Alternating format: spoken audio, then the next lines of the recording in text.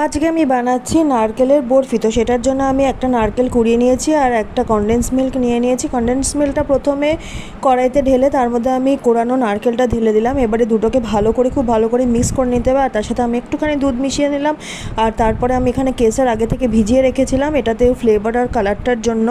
তো ভালো করে মিশিয়ে যখন এটা নাড়াতে নাড়াতে একটু শুকিয়ে যাবে, আঠালো আঠালো হয়ে যাবে, তখন একটা থালায় গরম গরম অবস্থাতেই ঢেলে নিতে হবে। আর আমি এরকম একটা রেক্ট্যাঙ্গেল শেপ করে নিয়েছিলাম খুন্তি দিয়ে, যাতে আমার দেখতে ভালো লাগে আর বরফির শেপগুলো যাতে ভালোভাবে আমি কাটতে পারি। আর এর মধ্যে একটু অ্যালমন্ড কুচিয়ে আমি দিয়ে দিলাম। এটা গরম অবস্থাতেই করতে হবে, পরে করলে কিন্তু এটা বসবে না অ্যালমন্ডগুলো।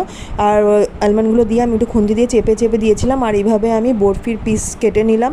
তো এটা আমি ফ্রিজে রেখে দিয়েছিলাম 1 ঘন্টা মতন। 1 ঘন্টা পরে আবার ফিরে চলে এলাম, দেখো বরফিগুলো একদম শক্ত হয়ে গেছে আর সুন্দর শেপে বেরিয়ে এসছে। তো ভিডিওটা ভালো লাগলে একটু লাইক শেয়ার কমেন্ট করে দিও আর সাবস্ক্রাইব করে দিও আমার চ্যানেল।